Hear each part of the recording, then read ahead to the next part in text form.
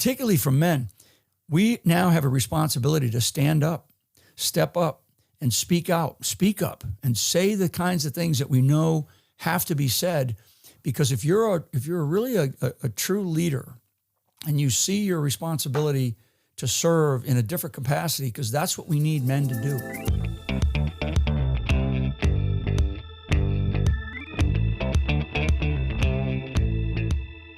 This episode is brought to you by Cap City Cigars. The guys at Cap City know cigars. They offer a premium selection for every budget.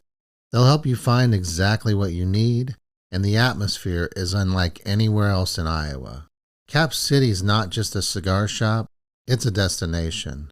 Find them at 1536 2nd Avenue, just north of the Casey Center, or visit capcitycigars.com. Today we're joined by Lieutenant General Michael T. Flynn, United States Army retired.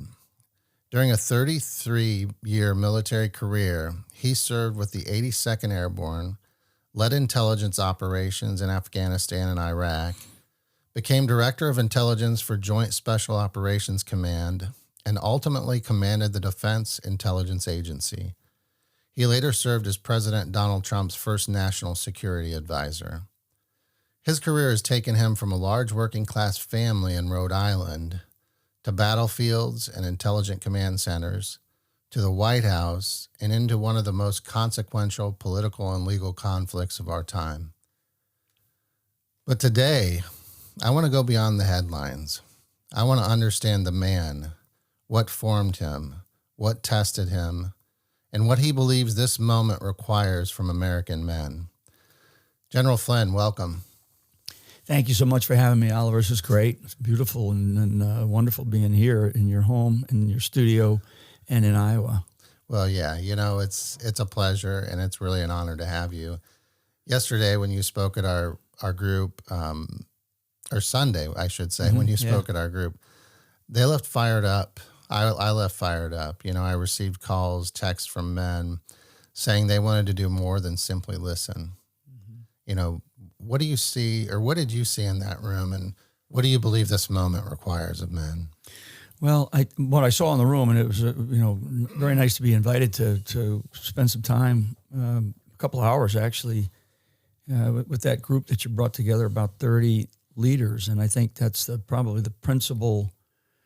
The main word that I like to use all the time is leaders or leadership, and what our nation demands right now, particularly for men, is for leaders to stand up and say, I am no longer going to allow my community or my town or my city to continue to be corrupted by this sort of, I don't know, it's like a cancer, when you think about the human body, we all want to stay healthy, right? We all want to live a good long life. Well, the United States of America is like the human body.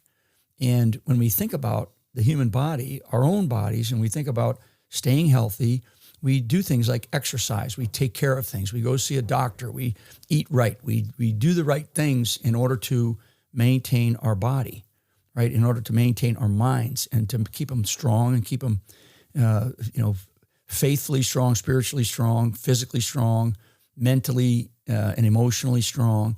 And the same sort of metaphor can be applied to the United States of America. And if we don't take care of the United States of America, in the ways that I'm describing about taking care of our own bodies and our own health, our own mental health, our own psychological health, our own spiritual health, then our country is going to fail.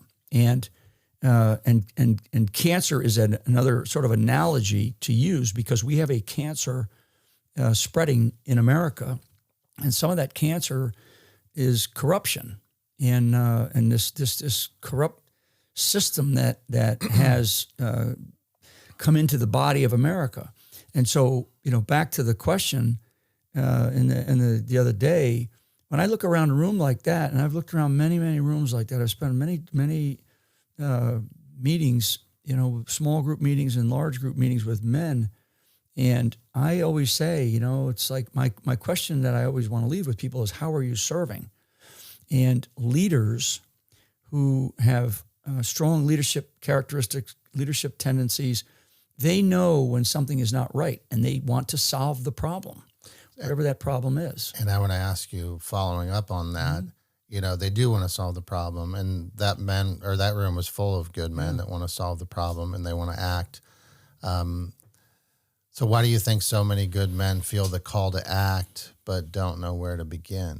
Yeah, because I think that we've all, it's especially, my generation, I guess, and I'm sort of in that twilight generation of men. I think we've all done things that have made us successful. We've worked hard. We've had, good families, we come from, strong backgrounds for the most part. And we can talk a little bit about my background as we go here so people understand kind of where I come from, because you don't have fairy dust sprinkled on your head and then poof, you're a general, right? Right. You work your tail off. So that I see a lot of successful people and they struggle answering that question because they've been successful in some business endeavor, or maybe in service to the country, or maybe in some other capacity. And now all of a sudden they're looking around the country and they're going, "Oh my God, I've worked my tail off, and what's happening? What they all have children, right? Or many of them have grandchildren, and you start to go, is this what I want to leave to my children and my grandchildren? And the answer is no, I don't want to leave this. So what more can I do? And that gets back to, what is your calling? What is the calling that you are now being asked to do, right? To take on. If you were really successful in business and you did great and you made a lot of money and you own a nice home and you got all these things and maybe you came from nothing, but you worked hard to get to where you are. Great. But now we all have to look at our nation, because I do believe that service is not just for those that wear the cloth of the country, right? The military. It's not just service. Is not just that. It's not just your local law enforcement professional or a fireman. Serving the community and serving the country. Service is something that everybody has a civic responsibility to do. We serve on. A lot of them were members of churches and stuff like that, and they serve in their churches in some sort of capacity as a leader, right? As a benefactor or whatever it is that they do. But that's not maybe where they need to be thinking. And this is my message for not just those that listen here from Iowa, but also because these types of podcasts go all over the world, but they certainly go all over the United States. Particularly from men. We now have a responsibility to stand up, step up, and speak out, speak up, and say the kinds of things that we know have to be said. Because if you're really a true leader, and you see your responsibility to serve in a different capacity, because that's what we need men to do. We need men to step into new roles, take the experiences that you have gained from running organizations or leading groups of people, take those experiences and now bring them into a different light, right? And in this case, it's about, back to what I said earlier, it's about figuring out in your community, is everything right? Right? And if everything's right, wonderful. But I can guarantee you not everything is right. So get others together, lead others to look for those areas that are not right, because there's many things. I mean, we can talk about, and we should talk about, like Iowa's education system, school boards, drug trafficking, criminal cartels, sex trafficking. I mean, I said to the group the other day that, there's no more flyover states anymore in our country. The kinds of problems that we saw on the coasts for so many years, all of that is now happening inside of our nation. And a lot of it, we can blame it on others. We can blame it on the 20 million illegals that came in over the last 4 years or so under the Biden administration. We can always find blame. We can always find where to point where the bad things were. But that's not what defines a great leader. What defines a great leader is someone who takes on the challenges that exist and starts to find the solutions. And if you can't control what Washington, D.C. is doing, but you can control what is happening in your community, you certainly can influence what's happening in your own community, then take control of it and get involved. And that's my big message. And because if we're going to find hope in this country, and I mean this, Oliver, with every fabric of my body that our country was an experiment. It was an experiment when the founders put this thing together. And all, for anybody that's ever read any of the history or any of the diaries or any of the papers that were written, I mean, I've studied all that, and they knew that they were taking something on without a country at the time. Right.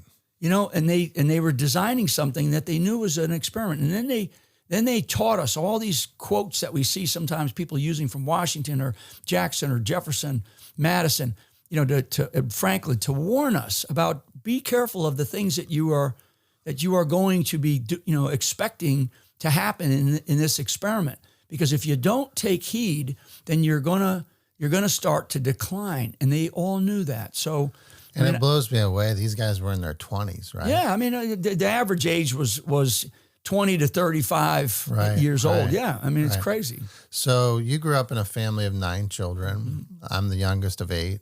Your father served in World War II in Korea, and my father was a Marine at the Chosin Reservoir. Mm-hmm. What did growing up in that kind of family teach you about duty and sacrifice? Yeah, so a lot of people don't know that, I talk about this once in a while. I kind of mentioned it the other day. So both of my grandfathers came over from Ireland in the late 1800s. As they were growing up as children, they ended up going into the service. So both my grandfathers served in World War I. One served in the Navy, moving supplies back and forth.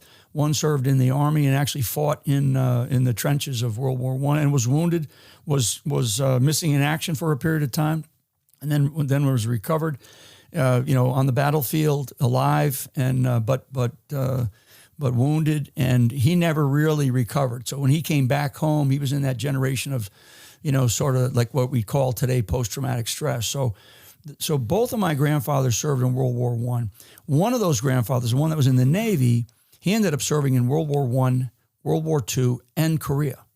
So he served for a very long period of time, and fascinating. And they served as my grandfather on my father's side was a private in the Army. My grandfather on my mother's side, the Navy servant, he served as a seaman, and then. I think 42 or 43 years, of total service. He's buried in Arlington Cemetery. He amazing guy. He ended up retiring as like a JG. I mean, he actually rose to all of the ranks of the enlisted to where he was a command master chief of Pearl Harbor right up until 1939. And my mother was born. Her brother, my uncle, who eventually went into the Navy and went into World War II. They left Pearl Harbor in 1939 to come back to the United States, turn the reins of Pearl Harbor over, and of course, a couple of years later, Pearl Harbor gets attacked. So my grandfather, he ended up fighting in World War II out in the Pacific, while my father and his son, my uncle, were fighting in the Atlantic, Battle of the Atlantic, and my father went over to Europe to fight the Nazis during the whole invasion of Europe. And toward the tail end of the war, he ended up spending probably a year from the D-Day all the way through the various battles until we finally secured victory in Europe. And my grandfather and my uncle, his son, they ended up staying in the Pacific. And my grandfather was an expert torpedoman, and he actually was designing torpedoes because our initial torpedoes against the Japanese Navy were plinking off of their ships. We were shooting them from submarines. They would launch, and then they would hit a ship, and they would bounce off. They weren't exploding. And my grandfather was a very hands-on guy. He actually ran the submarine station in Newport, Rhode Island, which is where we're from. That's how the Rhode Island connection. That's why we ended up going back to Rhode Island or living in Rhode Island. And then they took him out to the Pacific and the Philippines. And when the Philippines was secured by the Japanese, they moved a bunch of guys over to Australia. And he ended up developing and designing the torpedoes to defeat the Japanese Navy. He was one of the key guys behind that. My uncle, his son, my mother's brother, was in submarines in the Pacific fighting the Japanese. And it was, some of the stories that, and the types of things that they were doing. I mean, I think he had like 500 ships underneath their belt, from a couple of submarines of destroying the Japanese merchant fleets. Right. So that's that. And of course my father was fighting the Nazis in Europe. Then my father decides to stay in the Army. And my uncle actually decided to stay in the Army, as my grandfather did, to stay in the Navy. Then all of a sudden, our family is starting to grow. My mother and father ended up having 3 children, and my mother and my father are getting ready to go out to a new assignment at Fort Lewis, Washington. My father goes out there first, and then my mother's going to drive her and 3 children. Again, I'm one of 9, so 2 daughters and a son at that time. My mother's driving a car. This is 1949 or 1950 time frame, and the Korean War breaks out. So my father calls my mother up. He says, "I'm going to Japan," and he ends up in Korea for 2.5 years. And my father, just so people know too, our family is really, is an enlisted family. I mean, of course, I became general officer. Where were you in the lineup of the I was number kids? 6. So I was actually born on a military base. I was born at Fort Meade, Maryland. So the Korean War's going on. My grandfather's in the Korean War. My uncle Frank, he was in the Korean War, but from a different perspective. He was on a big staff out of Hawaii. My grandfather was actually still doing the same things that he was doing because he's just he was a master at mechanics and stuff like that. He was enlisted at the time. My father, that was a brutal. Yeah, brutal Korea battle. was unbelievable. My father was a staff sergeant at the time, and so My dad was a staff sergeant. Yeah, so the Korean War. My father ended up retiring as a master sergeant from the Army, years later. But so I tell you all that kind of piece of history of our family because that's what really shaped my life. Because my father ended up deciding to stay in the Army, and then we moved around to different places. So like I just said, I was born at Fort Meade, Maryland, because my father was stationed at Fort Meade, Maryland, after the Korean War, and we lived there for a number of years. And then we moved to Germany, and my father became he was in the military police at the time, and he became an instructor. We had a joint German U.S.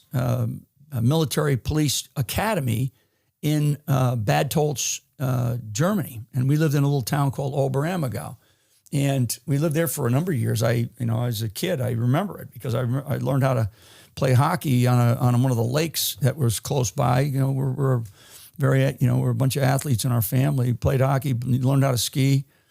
Skied as a kid on what's called the Zugspitze, which is one of the highest mountains, highest peaks in Europe. And I'm just a little kid at the time. How old were you? I was 5, 4, 5, 6 years old. Okay. But it was like at those times.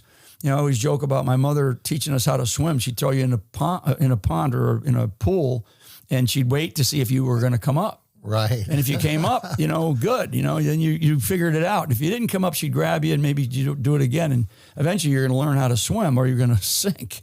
But that was sort of I use that as I'm joking a little bit, but that's very serious about the pool thing. It's a great example because later on I was helping my mother train my younger brothers and sisters at a pool, and that she basically did that. How many different places did you live as you were growing up? Well, I lived in as a child. I lived in three different places until my father retired in the he retired in 1965, and we finally moved back to both his hometown and what became my mother's hometown. Because my mother moved into Newport, Rhode Island, with her father, my grandfather, when they moved back when he was stationed from Pearl Harbor back to Newport, Rhode Island. Which Newport, Rhode Island, for most people don't know, it's at the time it was a huge bay. We had an entire fleet up there. We had aircraft carriers and such, and all the way until I was probably in 7th or 8th grade. And then they moved the fleet down to Norfolk, Virginia. But So, those are stories, and there's so many other aspects of those stories, but our life as a family was shaped by the service of our fathers or our grandfathers, and we benefited, as a family, especially 9 kids, from the privileges that you get that comes with service, right? So, being able to go to a hospital, right? We lived near military bases, so my mother could take us for, to get our teeth checked, to get our shots, or whatever, to do whatever you got to do as kids growing up. And but the other thing about my father, when he got out, and my father was very during the years between the Korean War and when he got out, my father was a great athlete in high school, and so he got into coaching, and he got into, particularly in the military, he was coaching everything from basketball to baseball teams, and he would run the European League. He was really, really a good guy when it came to that kind of stuff. So the other part of our lives became athletics. And so when you look at like my brother, particularly all the boys, but even my sisters, I have a sister, Barbara. She's an older sister. She's a was a world-class athlete. She still surfs. She's in her, I think she's 70 or 71 today, and she still surfs. But she was a world-class runner, great softball player. Way back when now we have Division I women's softball. Barbara was playing that, years and years before all that kind of stuff came into vogue, and whatever it is, the ninth thing for women to be able to play in Division I sports. My sister was doing that. All of our family got into athletics, and athletics then became like another way for us to be part of a community, because we play, all the sports: baseball, basketball, football, wrestling. What was your favorite sport? Mine was football, actually. Okay. Mine was football. I mean, I could play a lot of different things, and I surf too. I still own 10 surfboards. And people Really? Surf, yeah. I mean, I still own 10 surfboards. I surf. We used to surf in the dead of the winter up in. People go, "Where do you surf?" And you think Hawaii, right? I mean, New England. When's the last time you surfed? It's been over a year. It's been over a year, just because it's just harder to get to the ocean, and with the schedule that I keep now to try to get around this country to get people to wake up to what we're facing, So, but I love surfing, because surfing is a place where you can really, it's like a mindset of your own, and it is a very physical sport. If you ever try it, surfing is not something that you're going to pick up by just grabbing a board and paddling and out. Most people that try it for the first time can't even paddle. As balanced as you might think you are, surfing is a very difficult sport. How young or how old were you when you first surfed? Oh my God! When we first came back to the United States, I was probably 6, 7 years old. Really? Oh yeah. I mean, we were surfing quite a bit. It's you think, where do you surf? Well, in the area where we grew up, we had surf spots all over the place. But so I like that. But for me, as an athlete in a structured team setting, football was really my big thing. And I was captain of our high school football team. And to me, that's where I sort of began to realize, like, I don't think I knew it then, but I knew that I could inspire, and I knew that I could get guys motivated, right? Okay. Because I'd always played different athletics and, basketball teams, and it's like, well, okay, you're going to be the captain or whatever, because of maybe the way that I was. But I ended up becoming captain of our high school football team. We won the state championships. And to this day, the core group of young men then, and now, older men now, we have stayed together as just great, great friends. Now, some of those guys have passed away, have since passed away, but this core group of probably about 15 of us, and it's our team was a good sized team, but the core group of guys who stayed together for a couple of years in high school, and then when we became seniors, we were like, hey, we're going to win. And so we became state champs, and that's a big deal. That's a formative moment for a young person at that age and at that level. And if there's one thing or two things really, one comes from my father. My father was really a very good guy, very good man. no ego, and very humble and a good guy, but very tough Irishman. And he raised us to, based on the golden rule, basically, which is treat others like you like to be treated. And don't be enamored by somebody who you see, might have something that you don't have. Like, don't look at life or don't look at people like that. Look at people for what they are, for what they do, how they respond, how they act, what they say. And can you take us to a moment where that impacted you, or a defining moment with your father in that respect? Yeah. I mean, my father was, so he retired as Master Sergeant from the Army, and his first job in civilian life was as a teller in a bank. And at the time, there was 8 children in our house, and my mother was pregnant with my brother Joe. So my mother's pregnant with their 9th child. My father goes to work as a teller in a bank, and he had far more leadership experience. He had been to combat, deadly combat, twice. He had run fairly large organizations, as a sergeant first class and as a master sergeant could. And, so he goes to work as a teller in a bank, right? And he met this gentleman, and the man's name was Burns, a good guy. And he was the manager of the bank. So he's got a bunch of tellers. He's got, the guys that do the loan department, all this kind of stuff in a bank, right? My father was good with numbers. And so I remember my father talking to him one day. I was there. I just so happened to be there. I was about that age where, you could always kind of hang around with your dad when he was out doing stuff. And he kept active in our community, particularly with sports. But I remember my dad talking to the manager of the bank, and, we thought, well, manager of the bank's a big shot, right? And these guys lived in a really nice house. We were living in a 1,000 square foot home when we came back from Europe, and that house didn't change much. I think it ended up being maybe 1,300 square feet for 11 people to live in. And so I remember my father telling this man basically how to run the bank, but he did it in a way that was like, it was really like, it was like listening to a teacher teach a young student who needs to learn something. And what happened with my father then was that guy had enough foresight and vision to say, well, maybe we don't just have you as a teller. We're going to bring you into our loan department. And my father, in a very short period of time, became vice president of that bank. Wow. And then as things go with health, back to health, my father was, because of the generation he was in, particularly the World War II generation, my father was a smoker, and which I don't do, and I think it's partially because of what to the toll it took on his health.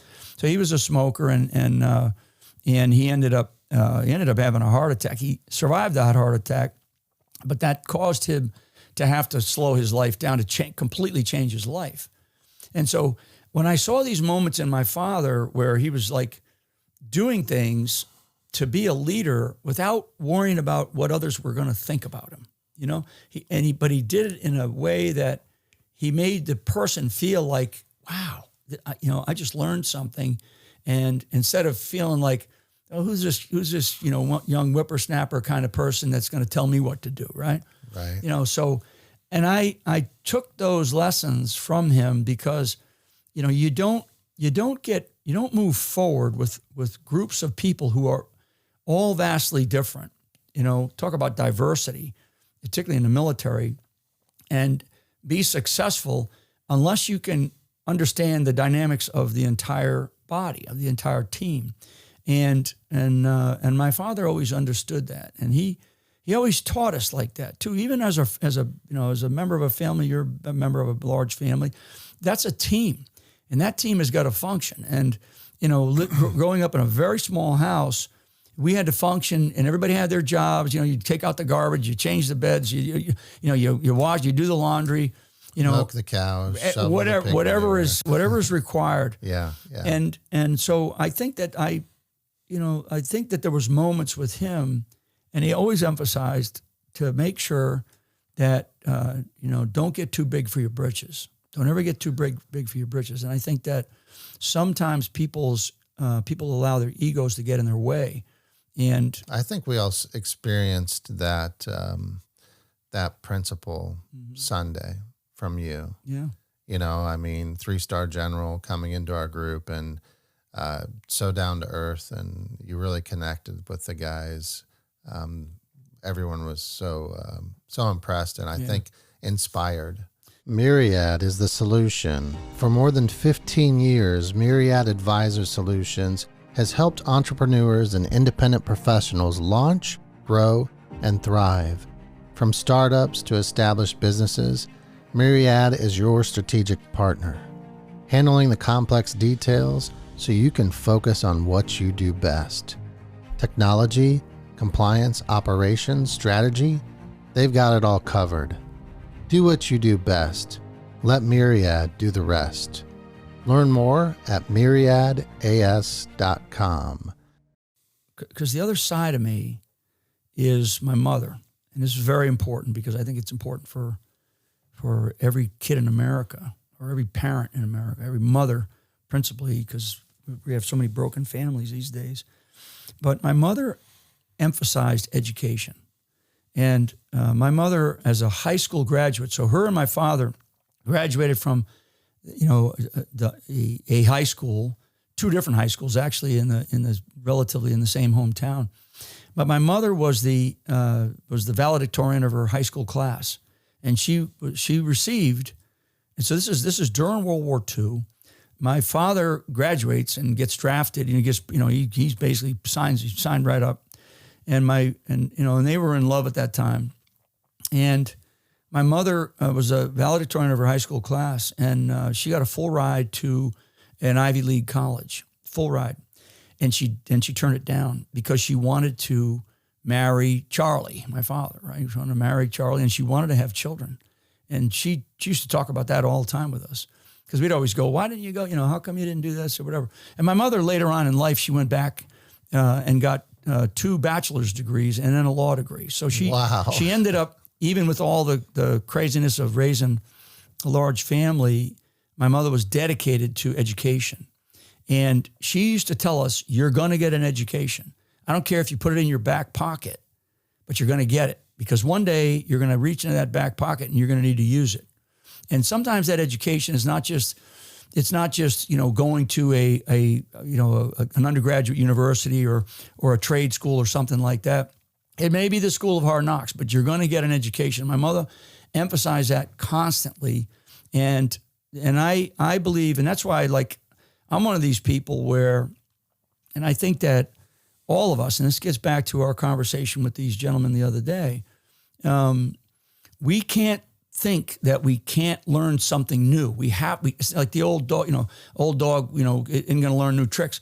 Yes, we can't think of ourselves as old dogs anymore. We have got to say to ourselves, look, something is happening, something is changing. What can I learn that's going to reshape what it is that I already think that I know? Take the experiences that you have, package them up, use them in a wise way, and go forth and do good in other endeavors. And because I do believe that once we stop learning, we might as well go to the grave, right? So don't, and I kind of quipped the other day with the group, and this is for other listeners, because people go, well, I'm retired. A couple of guys around the room, nice guys, everybody was really wonderful. A couple of them, as they were introduced, and said, well, I'm retired and I dabble in this, or I'm retired. And I'm like, no, you can't retire. In fact, don't say that you're retired. Like when people ask me, are you, well, you're retired from the military? And I'm like, no, I'm not retired. I am not going to give up. Because this is my passion and this is what I want to do. And I feel, I just feel like it's a calling to, that's why I'm sitting in this studio with you in Iowa. Because to me, this is like, this is a calling that we have. And I want more and more people to feel passionate and to feel the passion that I feel about our nation. Now, you can feel it about your church. You can feel it about your community. You can feel it about your county or your state, but you got to bring that, you got to raise that passion back up. That's what education did for me. And when I talk about my mother, in a way, almost forcing us, you're going to get an education. And she always was adamant about that. And she would be right there to help you too. And, so I did. I mean, and all my brothers and sisters, I mean, if I went through the litany of my siblings, I mean, all of us are, all of us are college graduates. We've got master's degrees, just incredibly successful, when you look at it from the biography of all of my brothers and sisters' family, but it was but we didn't grow up in this well-to-do kind of financially stable family. We weren't. We were, hardworking people, but it was the pressure, in a lot of ways, but it was also the parental direction that we got, that I feel in this country, those families that have stayed together, that have stuck it out, as difficult as it is sometimes, those are the ones that, and they focus on, being good to others, do unto others as you would have them, do to you. Focus on getting an education, a good education, and then participating in your community. Or, like I said the other day too, and I say this to a lot of groups, not everybody is designed to wear the military uniform. That's fine. Right. That's fine. We've got to find people in this country, and we've got to, I've spoken to audiences, large audiences, and 5,000, 10,000 people, and I stand there and I look out at the audience and I kind of quiet down as I'm going through my ideas, and I look around and I stare out at the audience and I get quiet for a second and I say, that it only takes one, and I'm holding up my finger right now. It only takes one person. So if you think about, a person like Jesus Christ, prior to everything happening, this person showed up, and look at what that one person did. And then from that one person, right, this person in Christ, this person in God, when you think about that person and what they were able to achieve, and then all the other sort of outcomes and consequences of one person and what one person can do. So as for those that are listening, if you're a businessman and you created a great business and you had 100 employees, and maybe some of those employees, sprouted out and made up other businesses and they created things, right? So it only takes one person sometimes to be that to make that difference. And once they do, once that person makes that decision, and I'm telling you, and I say this a lot on the battlefield. I've spent 5 years of my life in direct combat operations around the world. I've served or been on 6 continents of this planet, faced some of the toughest enemies I think we've ever faced. The hero on the battlefield, like this one person I'm talking about in some audience of 5,000 people, the hero on the battlefield is not this person that you think, right? It's like, you go through life and you go, oh yeah, this guy, he did this, he did that, and all of a sudden now you're in a moment of madness on a battlefield. The hero on the battlefield, the one that charges the machine gun nest, that takes it out, captures a bunch of people, is never the person that you expect. It's the least likely person who becomes the hero. And you kind of go, I didn't see that coming. I didn't realize that this. So don't always judge a book by its cover, right? Dig in and find out. And I always would say to people in the military, when I would counsel, young men and young women, I would counsel them in different commands, from platoon on up to running an organization of 20 to 25,000 people. I want you to help me so this is some subordinate. I want you to help me maximize my potential in this assignment. Help me be a better person. Help me be a better leader. And that's what I'm going to do for you. I am going to help you maximize your potential, because I can see potential in people, and many times they feel hindered in jobs because of a lousy boss, or maybe they need the job, but they're not really sure exactly how to do whatever it is that they're supposed to do, and they don't want to ask for help, so they don't do it, as good as they could do it, right? And I think for us to be successful as a nation, we need, particularly men, we need leaders in communities to look for those that are in our communities that are those least likely people that we tend to not pay any attention to. Those ones that are out there working hard, and you go, wow, you're a really good person. I've watched you do this. I've watched you do that. Join us. Why don't you come in and then we explore each other a little bit, right? And then what you find is that, wow, this guy's got some really good ideas, and he's also a pretty good leader. He's got some good leadership skills, because being a political person, being even in the military, or being an athlete, or being a good farmer, being something is different than being a good leader. Right. A good leader doesn't need to have the knowledge of the whole, right? The greatest leaders that we've had always recognize their own inadequacies or their own weaknesses. But what they do really well is they seek it in others, right? And they find these diamonds in the rough, right? And you bring them in, and it's like, wow, I didn't realize that you could do this, maximizing the potential of every human being. And if we do that at the local level, we do this, and I use this phrase, local action has a national impact. But the only way that local action will occur is if those that are coming together, like we met with your group the other day, and other groups that are out there, those that are coming together, and they have a deep, deep faith and a deep belief in our country, they can accomplish anything, particularly locally. You can take over your school board. We can start to educate the future. I mean, I have children. I have grandchildren. One of my one sidebar, when I was in Afghanistan, on one of my tours in Afghanistan, my son, who's still serving in the military, he's got 17 years. He's still serving. He's serving over in Europe. My son, myself, and my brother were all in Afghanistan at the same time. Wow. At the same time, in a very, very difficult spot. And I knew generally I was, because I was I was the senior intelligence officer, but going all over that country. And all of a sudden I hear about a big old firefight that took part in the northwestern part of the country in the Spanish sector. And I knew my son was up there. And, so things are happening, and I'm paying attention to that and everything else going on in the country. And I finally, later on, I find, something, and because we had gotten reports that people were killed, there was a helicopter that shot down. I mean, all this kind of stuff that happens on a battlefield is, the chaos of battle, of war. And, as a father, I'm like, hey, I hope he's okay.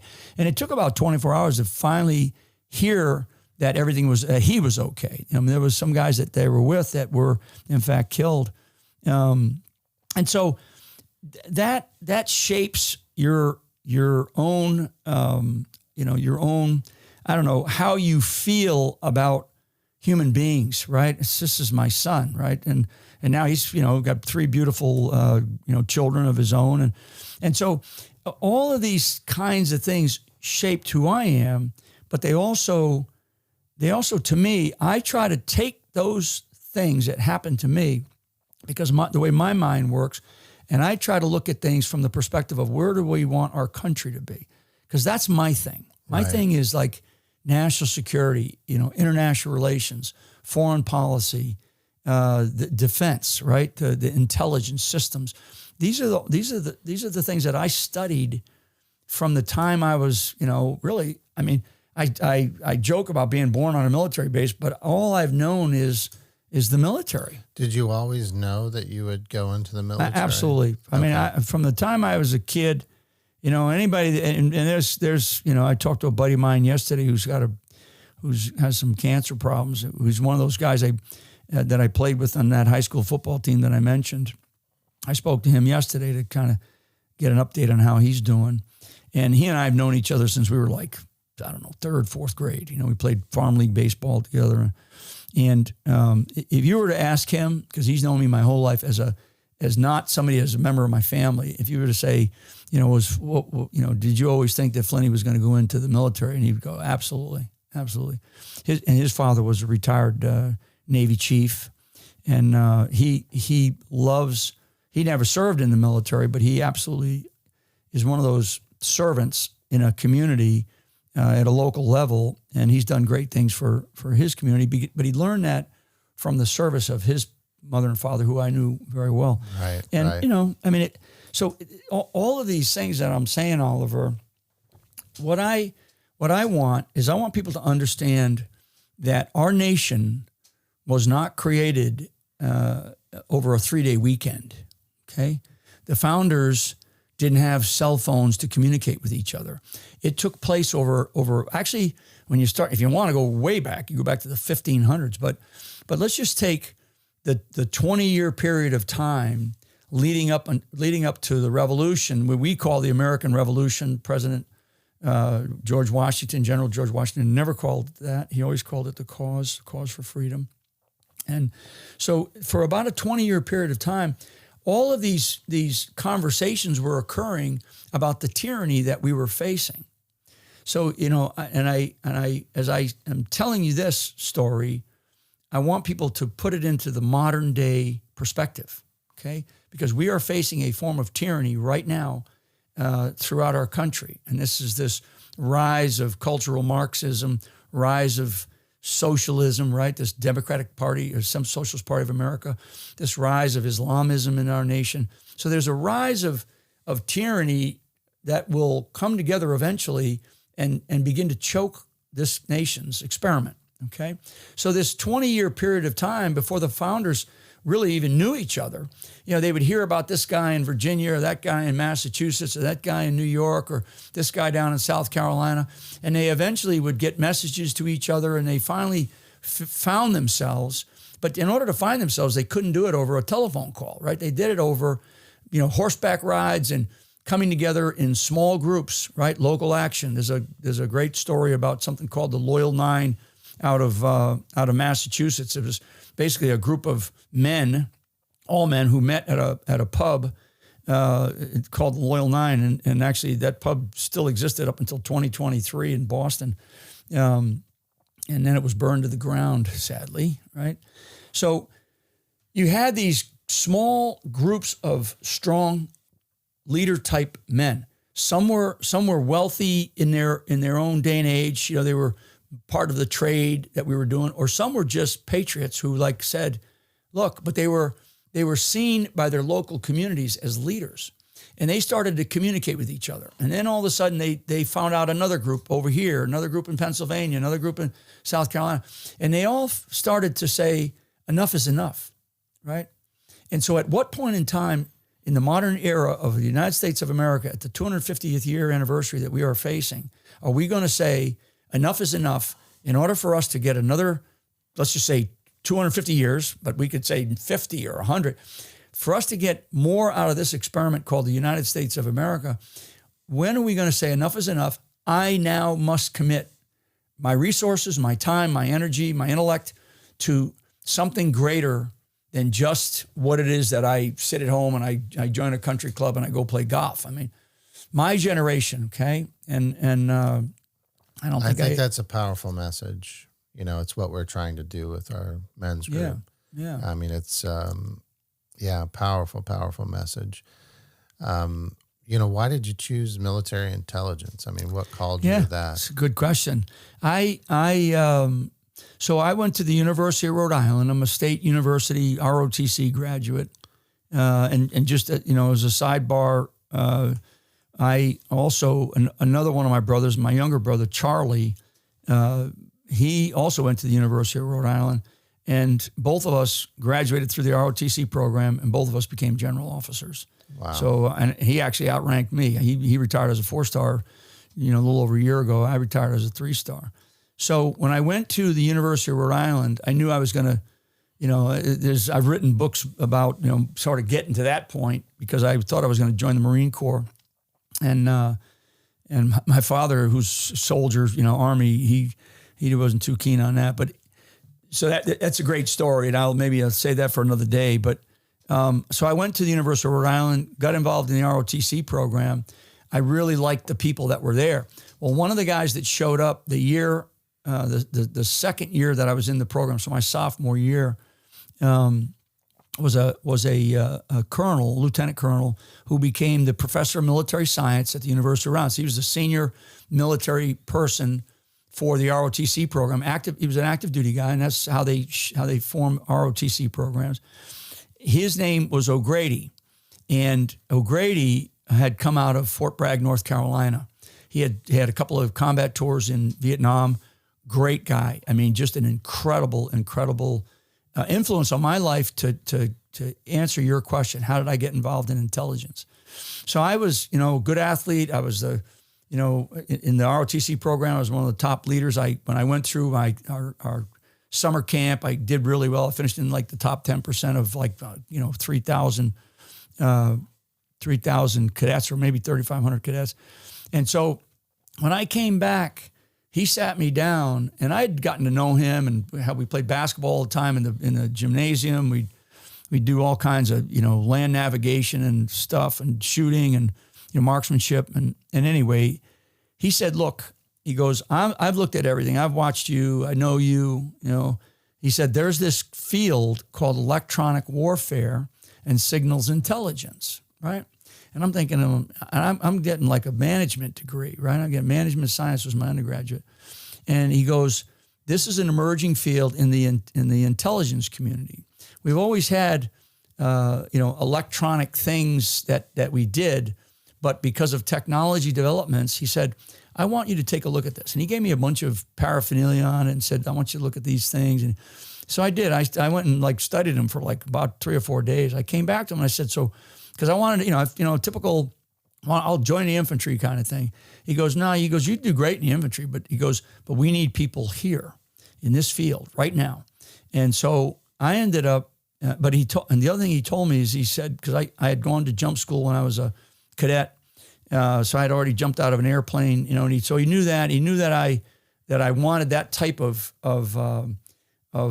unit. I wanted a unit that was a real high esprit unit. So my first unit, and you mentioned 82nd Airborne Division. So he said, I'll get you into the 82nd, because he had spent years at Special Forces and in the Airborne. He goes, I'll help you get into the 82nd. But he goes, but I want you to go into this field, this career field.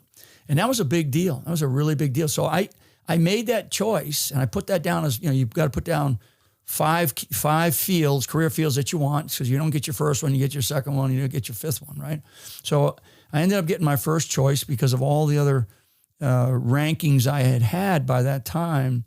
And here I am at the end of my career. I'm the most senior military intelligence officer in the Department of Defense at that time. So I rose to that level as a 3-star, never thinking that I would stay more than 4 years in the military, right? And that officer, O'Grady, he actually called my father, which he was smart. I did not know he did that then. And my father started talking to me about, hey, what are you thinking about doing? And so he did, a little back door on me, but it helped me make that decision.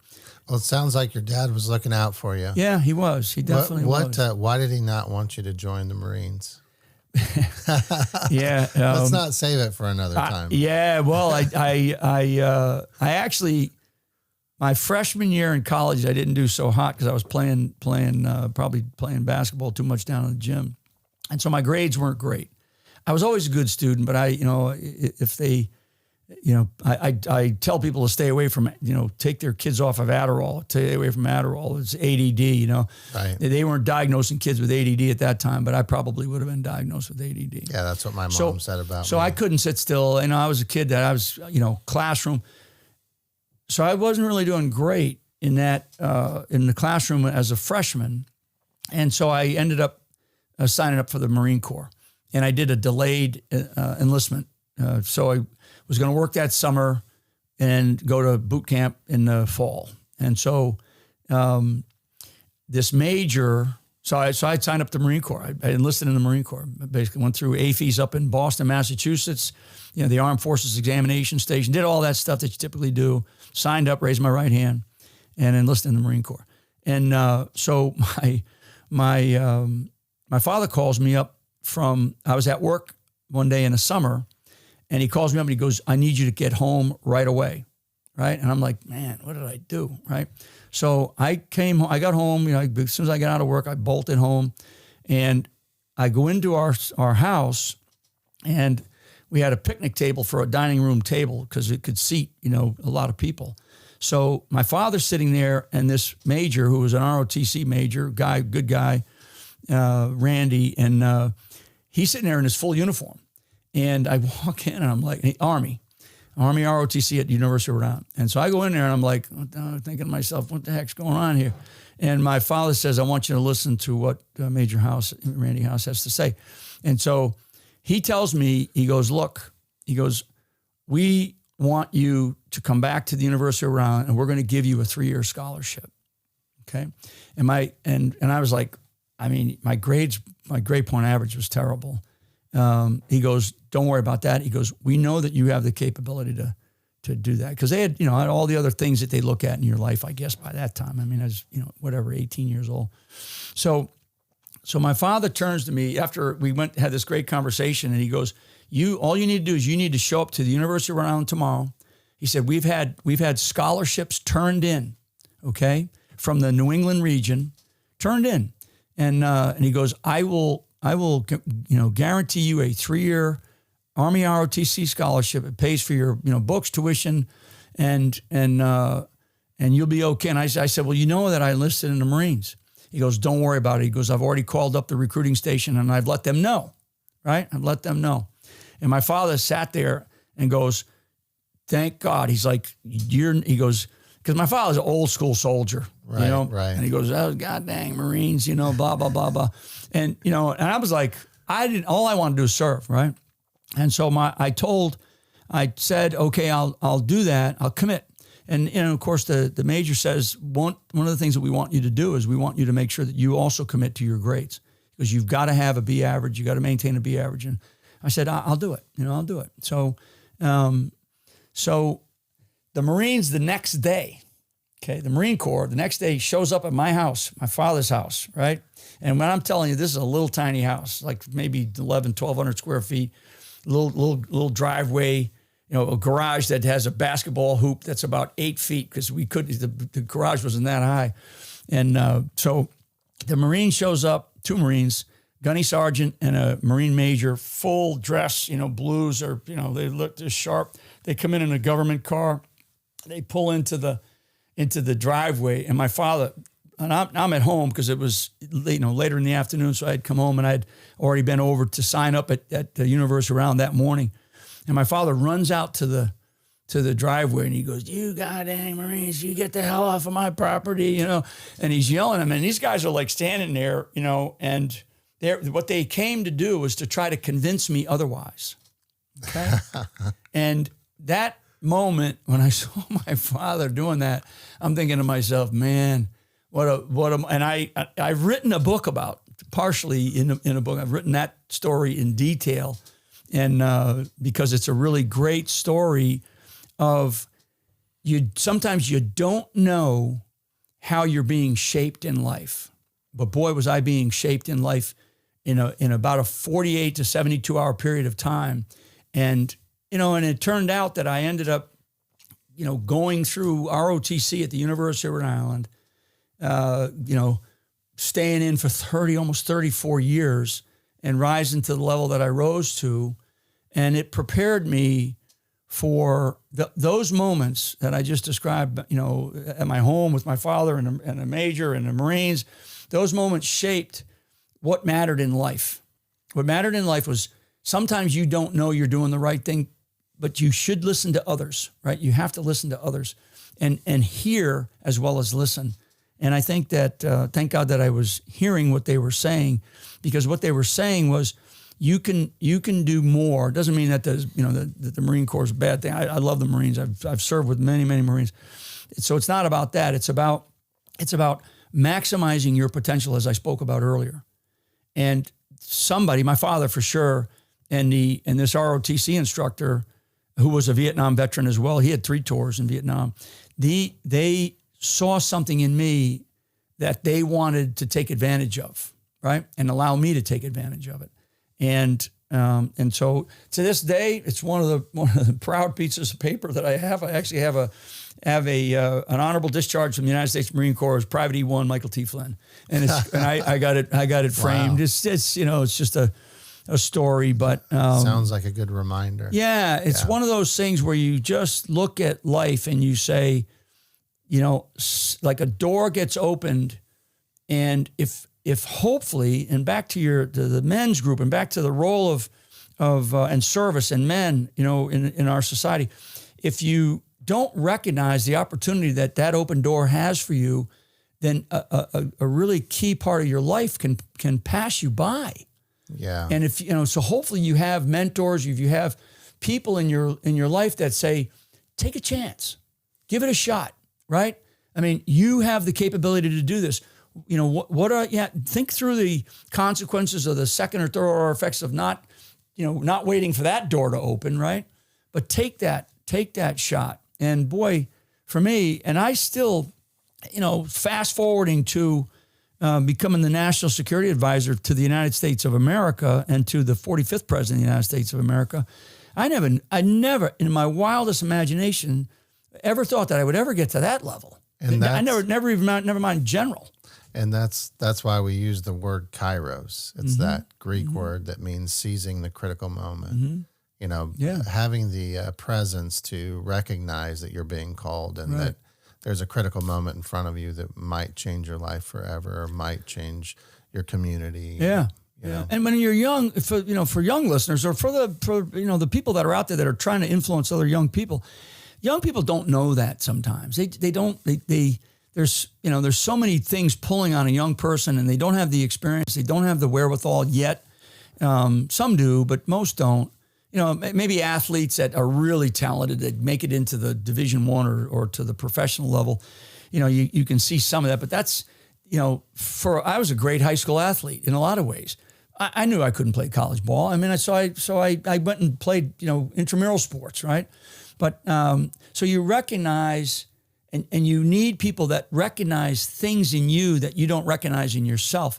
And for the men that are out there that are listening and hearing, you have a responsibility to go into your communities and find those, like I say, those diamonds in the rough that are like that if they're shaped properly, they always mind their, mind their ego, check their ego, stay humble, continue to learn, don't stop learning, stand your ground and be honest and be forthright with what you believe, your values, right? Your Christian values, right, are very documented. These are documented things. These are not things that you got to guess about, So do those things, help young people figure those things out, and then what you're going to have is we now are going to have a future for this country that can continue to make us the best, this shining city on the hill that Matthew talks about in the Bible. How do you recognize leadership potential in someone that doesn't recognize it in themselves yet? Yeah, it's funny when sometimes when you're looking at a person or a small group of people, particularly, and I go back to athletics because that was kind of something that shaped me, but I look for the person that doesn't say much, and I look for the person who listens and then, is not going to be somebody who's going to go and say, okay, I'll be that guy. I'll take over, No, I want to see how the field shapes up. And a lot of times, a person who doesn't say much, but you see their performance, you're like, wow, there's somebody who is a leader because they lead by their demonstration, their act, their ability. They don't lead by trying to be the smartest guy in the room, right? The spring butt, right? In a classroom. In classrooms, just speaking of schooling, right? I mean, everybody knows there's this spring butt kid, and everybody thinks, oh, he's the smartest kid, and he's going to grow up, and he's going to be this great thing, and they never turn out. They rarely turn out. It's usually, the person that doesn't say much, but you see their performance, you're like, wow, there's somebody who is a leader because they lead by their demonstration, their act, their ability. They don't lead by trying to be the smartest guy in the room, right? The spring butt, right? In a classroom. excuse me, it's usually the person who listens, hears, and then does. And to me, that's what I look for. And I guess another thing that I would offer is it's not about, like, don't complain to me, right? Like, I don't want to hear your complaints, right? But I do want to hear your thoughtfulness. I want to hear what you have to say. I want to hear what you believe. People would come into me all the time, especially as I got more senior in the military. Excuse me. As I got more senior in the military, I would, they'd come in and they'd have all kinds of things that they'd complain about. And right away you go, okay, what do you want me to do about it? You want me to fix your problems? So I would look for people who would come in and go, hey, we need to do this. We need to do that. And I'd be like, wow, this is somebody who I want around me all the time. Yeah, we have some guys in our group like that, and a lot of times it's the guy that says the least, like you said, that is the most successful. And hey, would you like me to top your coffee off? Yeah, a little bit. That's good. Yeah. As I mentioned, that's Perfect. Black Rifle. Yeah. It's good coffee. Veteran owned. It's good coffee.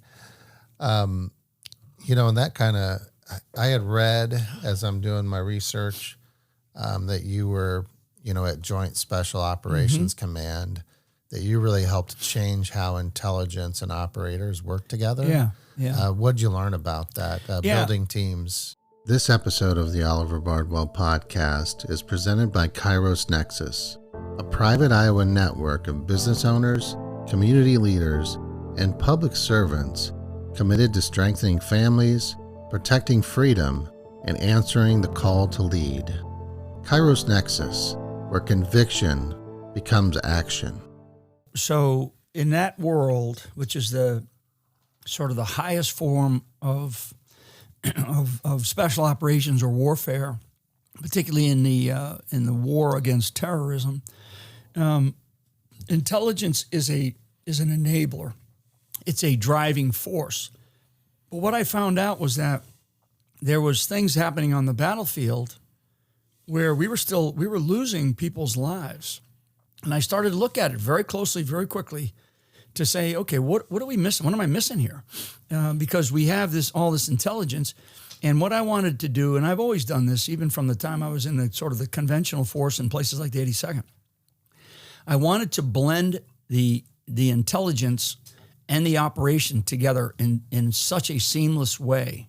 And when I saw what we were doing from an intelligence perspective, and the amount of intelligence that we gathered on the battlefield, never that mind what was given to you from some three-letter agency, in Washington, D.C., what we were gathering on the battlefield, I wanted that intelligence to turn and operate as fast as the operational scheme that we had to go and conduct raids or to go and conduct missions, was happening. We were moving at a very fast pace. When I first got into JSOC, Joint Special Operations Command, the summer of 2004, we were doing like total. We had a lot of guys on the battlefield at that time in Afghanistan and in Iraq. We were doing a total of about 6 raids a night. And you think, or in a 24-hour period, and you think, wow, 6 raids, man. That's, and you see a raid on, in some movie, you go, oh, these guys breaking down a door, they do that. Well, that wasn't enough because the enemy was operating much faster. And so I sat down with the 3, the operations officer, I was the 2, the intelligence officer, and the commander. And we had and some of the other subordinate commanders, and we had a conversation, and I said, look, let's look at maximum potential for this organization. And in order for us to defeat this enemy that we were facing, they were pouring people in from North Africa. They were pouring, particularly in Iraq, they were pouring people in from Syria. And I mean foreign fighters. They were pouring guys into Afghanistan from the northern from the northern tier of Central Asian republics. I mean, pouring people in, like hundreds on a monthly basis. And I said, these guys are a network, and they're operating faster than our network, right? So I said, in order for us to operate, in order for us to be a network to defeat a network, we had to operate, and our tempo had to be much faster. And in order to do that, I needed the raids, the raiding parties, to be part of. I needed them to think like intelligence operatives, like intelligence, actions. So when they went to a raid, I didn't just want the individual captured or killed. I wanted everything that was on their body. I wanted everything that they could find in that house. I mean, we got to the point where we had raids where eventually, so we went from 6 raids in a 24-hour period to 36 raids in a 24-hour period. We actually did 36 raids one night in Iraq to get this guy Zarqawi.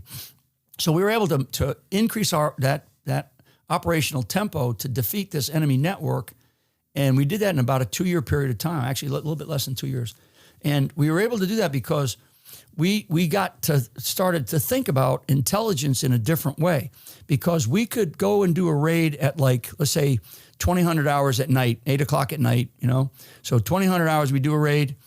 We would do it. It would be an intelligence raid. So we would go in, conduct a raid. We would actually capture people, in some cases kill people, but we would be looking for their phones and their computers and thumb drives. And what we would do is I created an organization in the Middle East, and particularly in Iraq. We had the same setup in Balad in Iraq, and then Basra. In Kabul in Afghanistan. So we had the same setup, and what we would do is we would come in from that raid at, like, let's say, they would do the raid and they would be back like in an hour and a half. But even before they came back, they were pumping information back to us. And so what we would do is we would turn that information, and we would do another raid at like 3 o'clock in the morning. Maybe in fact, we did some where we did a single raid at night, like 2000 hours at night. And we would do like 4 or 5 raids at 3 o'clock in the morning based on that one raid. That's intelligence operations, then operationalizing the intelligence and making it and turning it into an action.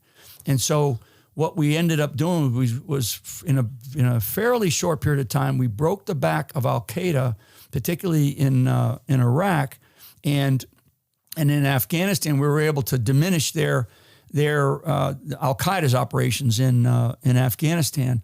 And for a period of time from like 2007 to about 2006, 2007 to about, until for a couple of years, we felt like we're winning this thing, right? And then all of a sudden we had, then the Iranians came in to Iraq. We had other forces coming into Afghanistan, and Taliban, picked up. But this idea about intelligence, it needed to be not two separate things. You have, maybe to do a business, from a business analogy, you got manufacturing, you got production, you got sales. If those 3 elements don't work well together, you're going to have a failed company. And so I found that the intelligence and the operations were almost separate. And in fact, people didn't even know each other when I first got to there. They kind of knew this guy over here. And I was like, no, we are going to live together. We are going to breathe together. We're going to do everything together. And when we get out on the battlefield, we're going to operate together.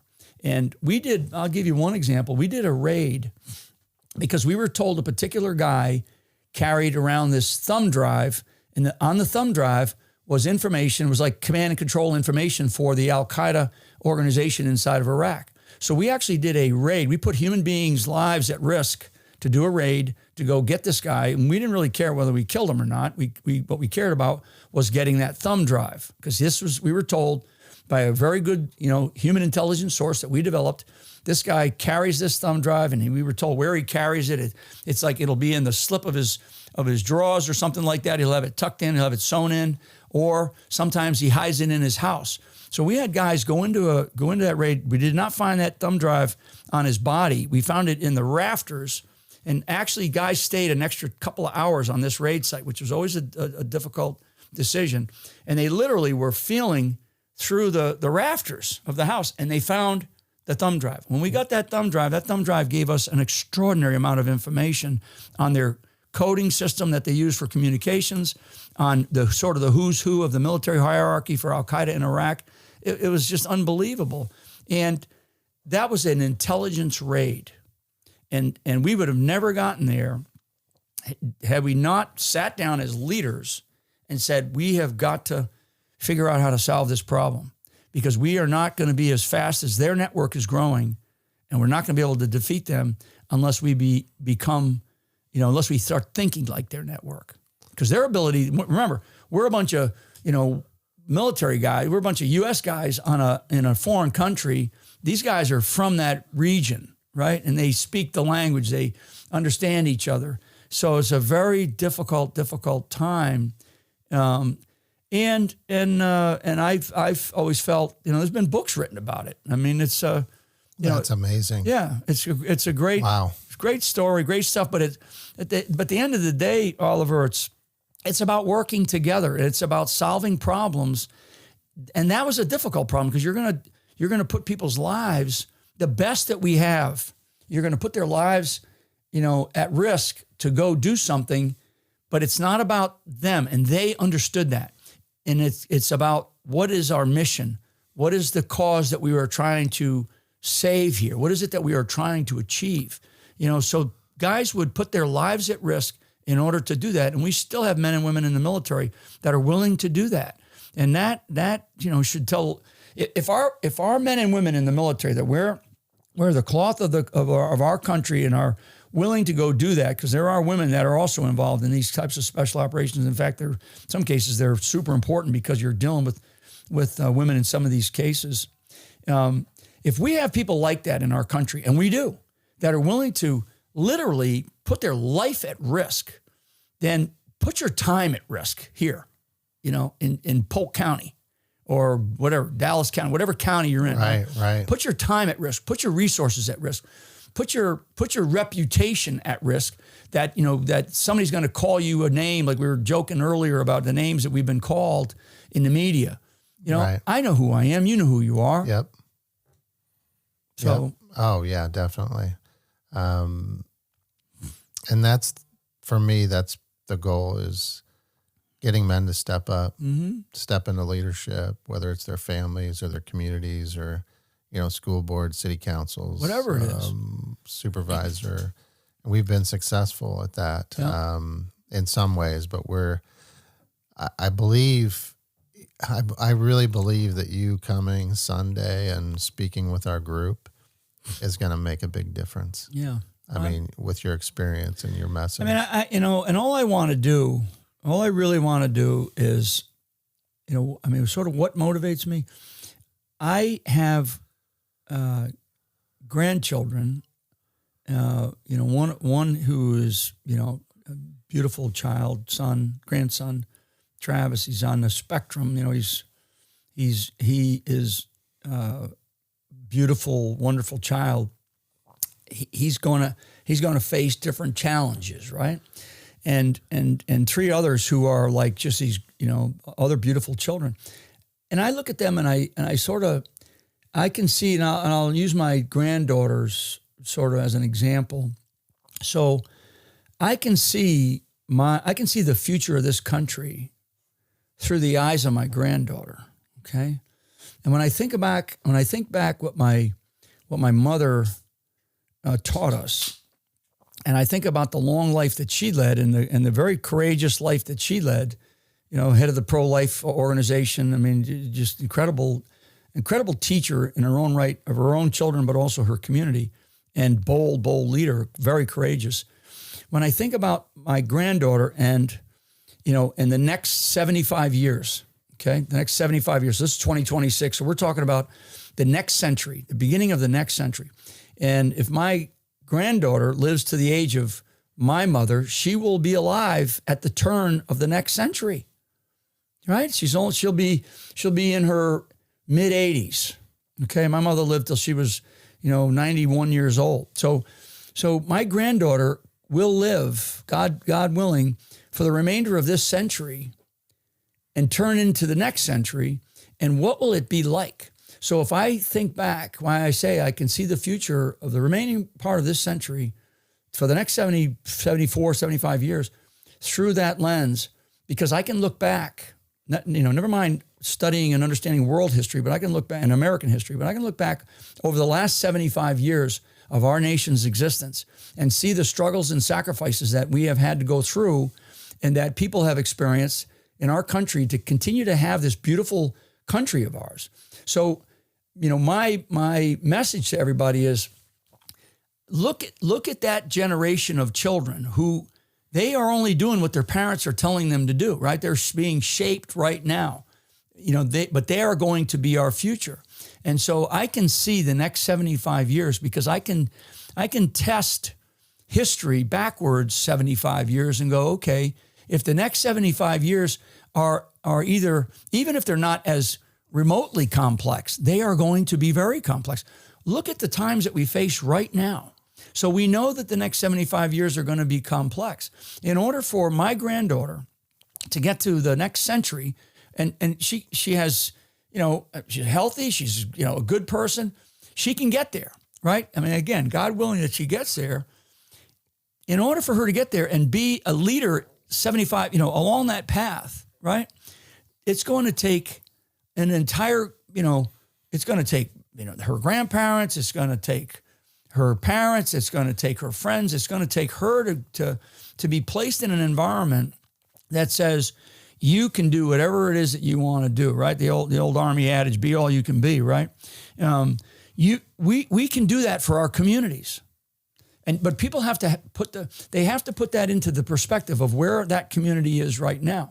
And I spoke yesterday at the fair to some key people, and I talked about the education system in Iowa. Okay, so when the caucuses began way back when, I was first in elections, not anymore for the Democrat Party, but they are for the Republican Party still.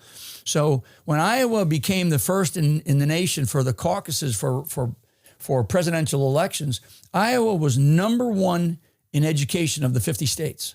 Okay, number one. Today they're like number 28. Iowa is number 28. Okay, now that's challenge me on that. It's terrible. But it's like, how did we get there? How do we go? And so Iowa would always tout itself as being number one. We're number one. And you got all these, we got all these representatives and state reps, and we've got city councils and school boards, and you got your federal level representation, and everybody goes, oh, these are great people. These are great people. Well, the education system is affected by every one of those people. And if the education system in Iowa is number 28, I think it's 28. If it's not 28, it's 26. It's in the bottom half. Why and how? Because it is education. If I were a leader going into a political office today, my number one priority would be to fix the education system in our country and to eliminate. Eliminate the Department of Education at the federal level. Never mind, working with governors to say, hey, look, we need to. I want it to be like a game, like a Super Bowl, right? Every single governor ought to be competing to be number one. Who wants to be the champion of education particularly for the public school system in our country? And any state, and I know a couple of them that are like 38, 48, 49, 50 that are in this country. I mean, how dare a governor sit there and accept that they're 50th, that they're last in the nation in public school education, or any level like that that's not number one. They should be saying, we're going to be number one, and this is how we're going to do it. So when you're looking for solutions, that's a solution that you can go find right away, and that's because it can be fixed. Sorry, that's a soapbox for me. No, it's so important. I was looking for a book from Iowa State. Hold on a second. Take a drink. Mm-hmm. Yep.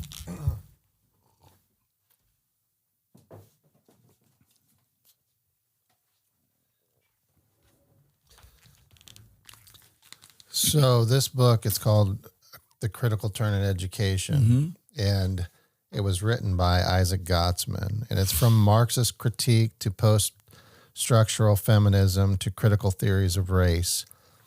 And it's a the playbook for how all this critical theory has gotten into our school system. In the beginning, it says something like, where did all the communists go or the radicals go from the 60s? They went into education. Exactly. So we experienced a huge ramp up during COVID. We had not just a pandemic, but a pandemic in racism, social emotional learning, all these things.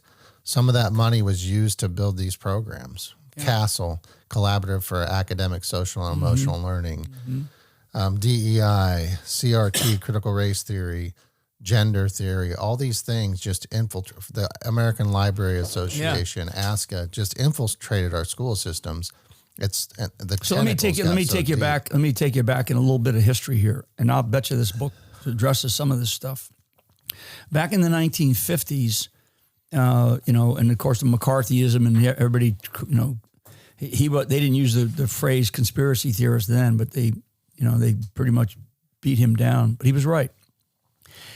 The Communist Party of America at that time made a decision. This is like 1955 time frame, maybe over the next couple of years. Eisenhower administration. Many people don't realize that Dwight D. Eisenhower's administration actually had a fair number of communists on his cabinet. And so anyway, during that period of time, there was a litany of things, and it's actually on a congressional record, I think in 1958 or 59. It's been posted on the congressional record. The stages of essentially what are called cultural Marxism in the United States of America. And there's this phrase, march on the institutions. Okay, march on the institutions. And the very first one that they describe, that the Communist Party of America describes, it's post-World War II, late 1950 time frame. They actually describe how they're going to take over the United States of America. They say it.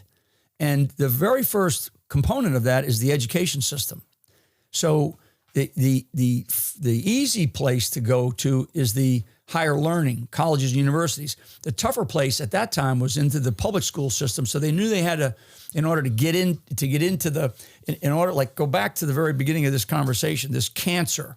This cancer started small and it grew inside of our elementary and our secondary and our high school level education. So that's to march on the institutions. The other, because you mentioned COVID, the other component, and there's like 45 things listed, it's their battle plan.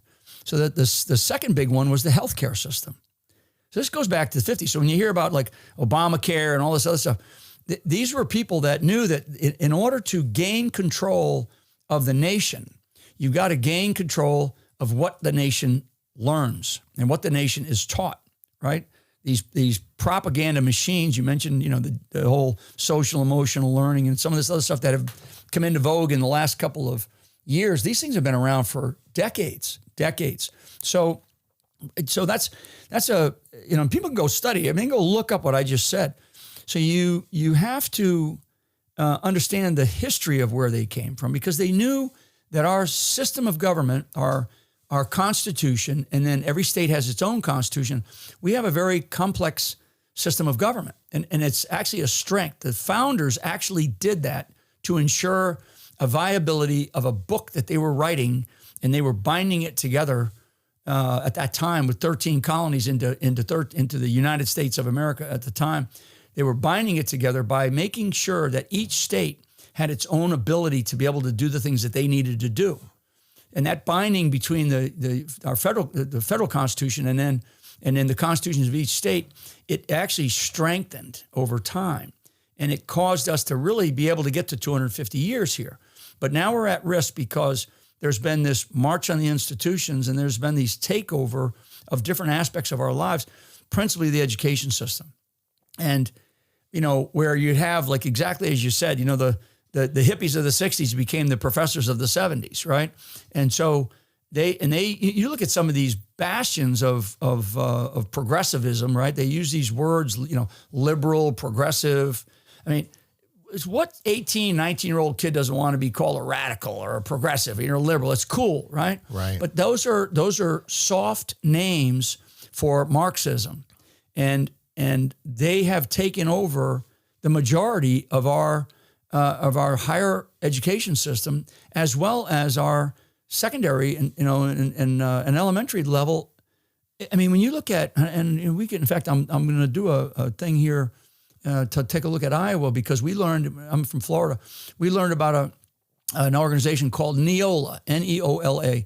And Neola is based out of Ohio, and it's a private company. They basically set the standards for down into school systems. In fact, they actually reach all the way down into schools themselves, and most people have never even heard of them. It is a Marxist organization, and they're based out of Ohio.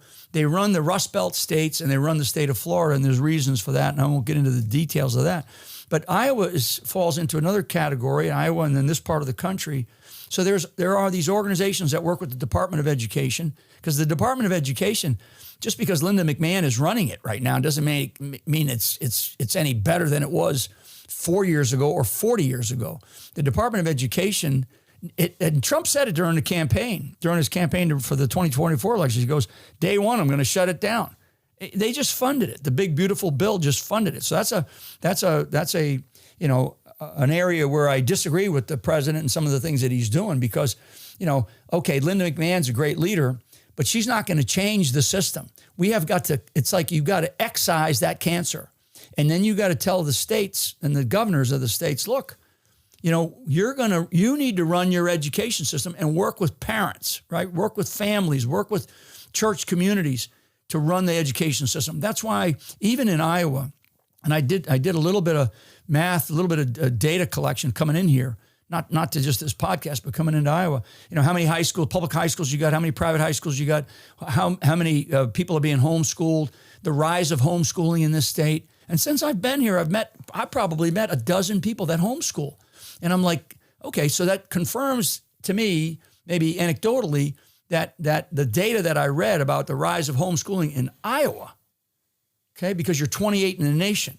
So people don't trust, moms and dads don't trust the public school education system in this state. Right. So, and if they're adhering, Oliver, to the federal government standards, you go, well, why is the federal government in my life when it comes to teaching my child?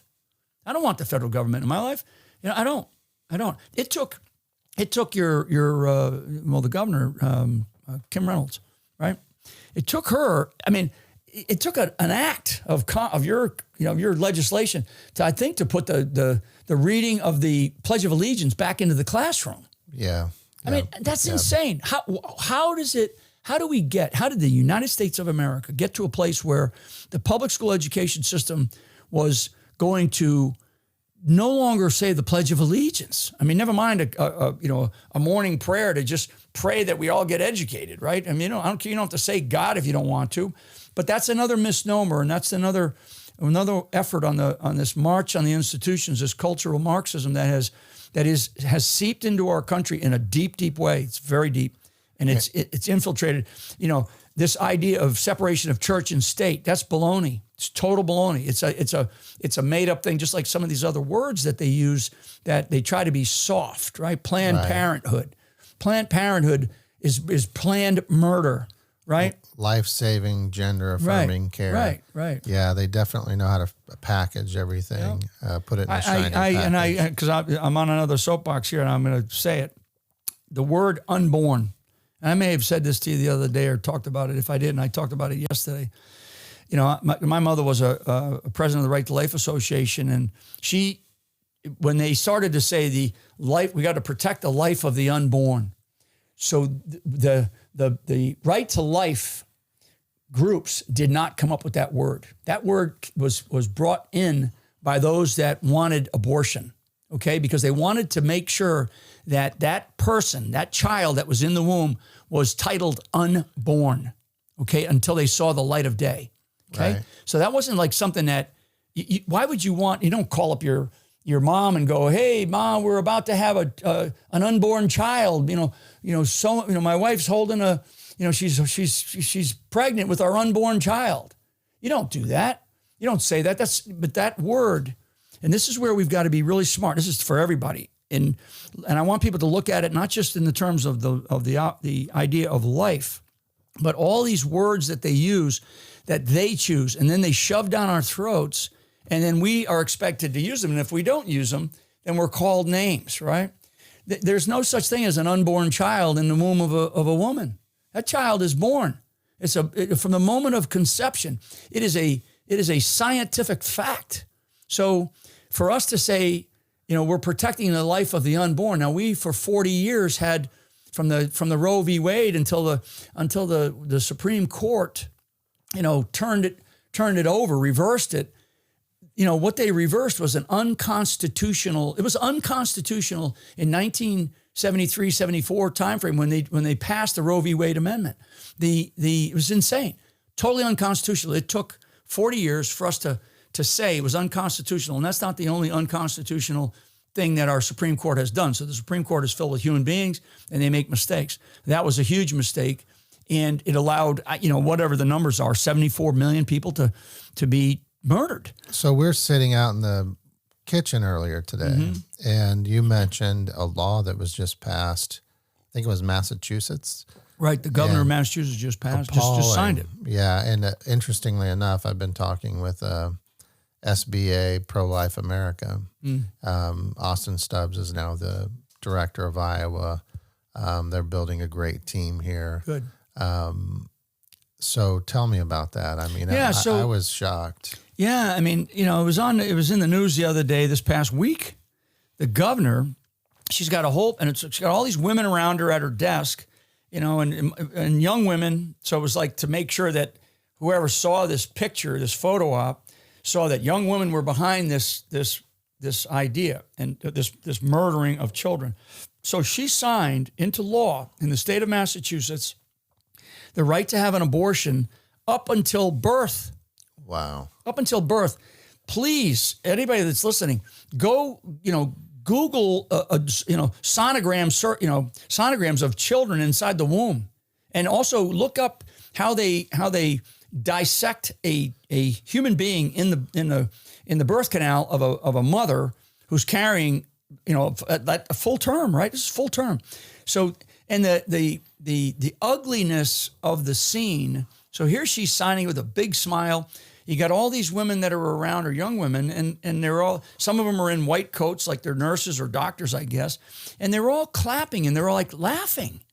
I mean, we're talking about the insanity of being able to kill somebody, to kill a human being, right up until the time that they're about to breathe, regular air for the first time. And I got to stop you there because we have a governor candidate, a Democrat, Rob Sand, who has said when he was asked about, when does life begin, he said at the first breath.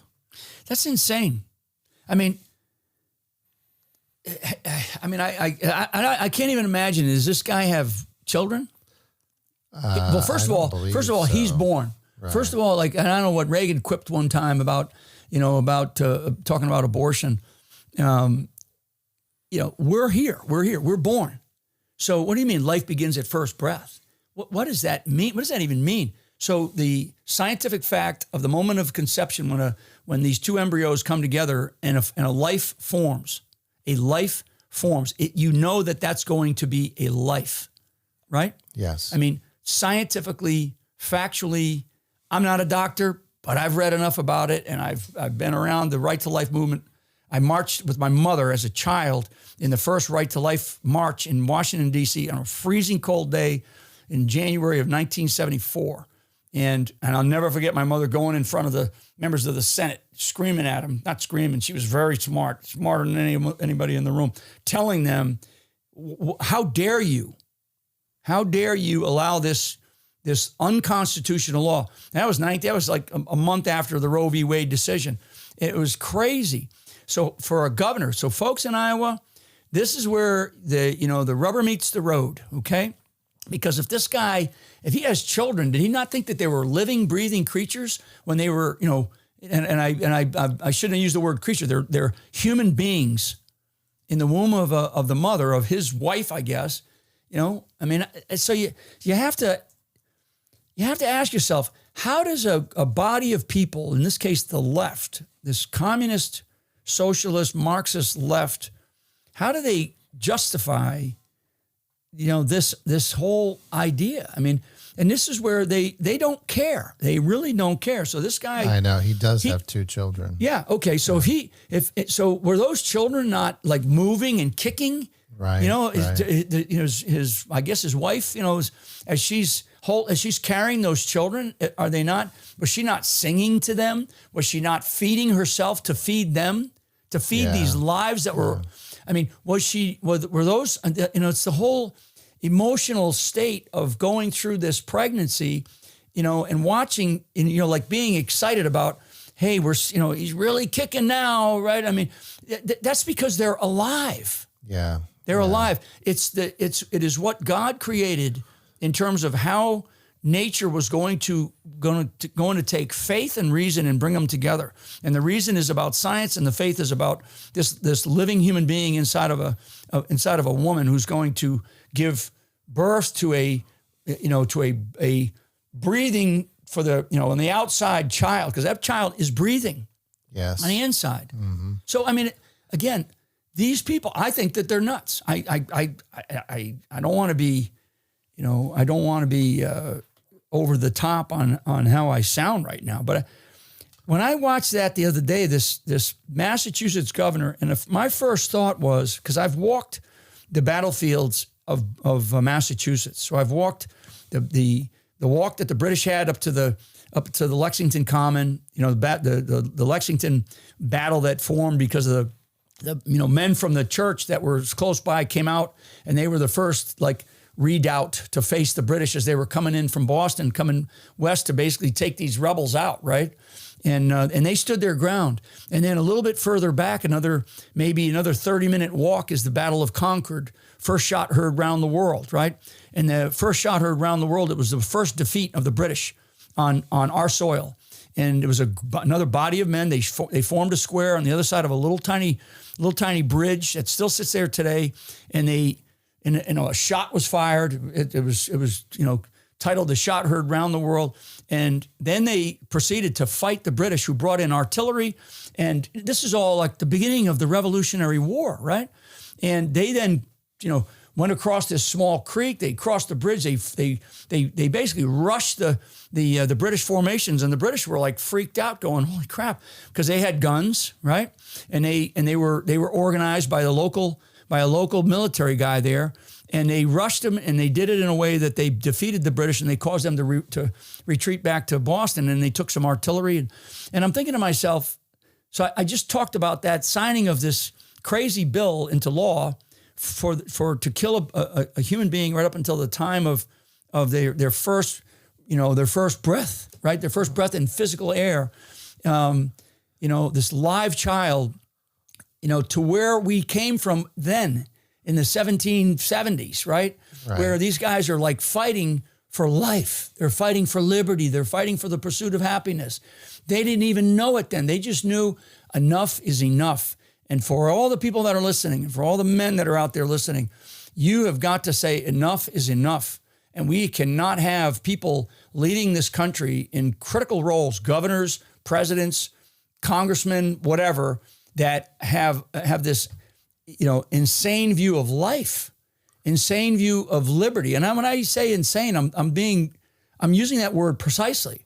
And in this insane view of the pursuit of happiness, none of those things, life, liberty, and the pursuit of happiness in our Declaration of Independence, none of those things can exist without us standing our ground and saying, like the guys did at Lexington, a group of church, leaders that stood there, and they were, guys were killed, and then the Battle of Concord, and that shot heard around the world, which was like a symbol of who we are as a nation, and it's a symbol of me sitting here today in 2026, in Iowa, talking about Massachusetts, which was where the fire of liberty began. I mean, I'm getting emotional about this, because if we allow that fire to be extinguished, and I'm going to tell you, it's like I said to you guys the other day, Oliver, what do you want Iowa to be known for? You want it to be known for life, liberty, and the pursuit of happiness, or do you want it to be known as a dark place for our children? to grow up in. No, I mean, nobody's going to say that. They're all going to go, no, I want Iowa to be great. I want Iowa to do these things. But the only way to do that is to, one, get off of the dependency of Washington, D.C., get off of the dependency of even your capital here to a degree, and become more focused on what you can do locally, because you will change the direction of you will change the direction of this country if you act locally, and you act strongly locally, and you get involved. Because what happens is you create examples, you create lights, you turn a light on when all of a sudden a school board is flipped and they start to bring back in, the Pledge of Allegiance, or they start to bring back in things that matter, teaching that matters, right? A school board, most people don't know, you have a superintendent of schools. School boards hire the superintendents normally around the country. And so, if you have a superintendent who's a woke DEI person that somebody, brought in from out of the community, you kind of go, where do we get this guy? Why is our school system, our public school system in Iowa, number 28? Every governor in this nation should be standing up and saying, we are going to be number one, and this is how we're going to be number one. Because if you educate the future, you will survive as a country. I think that's a great stopping point. I think that I appreciate you joining us. It's been an honor. Thanks. There's so many other things we could have and should have covered. Yeah. I think we're going to have to do this again. Yeah, we will. Yeah, for sure. I really think that you left us with a mission, left us with a profound statement. But is there anything else as we wrap up that you'd like to say to our listeners? No, I want people to just remember that our nation was created on mainly Christian principles and values, and we should be fearless. We should be absolutely fearless about those values. Do not allow fear to overcome what you know to be right. Well, thank you so much, and Super. God bless you. Thank you. It's been an honor. Absolutely. An absolute honor to meet great. you. Yeah. We'll see you next time. Yep, absolutely. If you found this conversation valuable, please share it. That's how we grow the show. We don't have big media behind us. This is a grassroots podcast, and the only way for us to get it in front of more people is for you to forward it along. And if you haven't done it yet, please hit the subscribe button so you don't miss the next one. To support us and for more content, go to patreon.com/Oliver Bardwell. Thank you for joining us.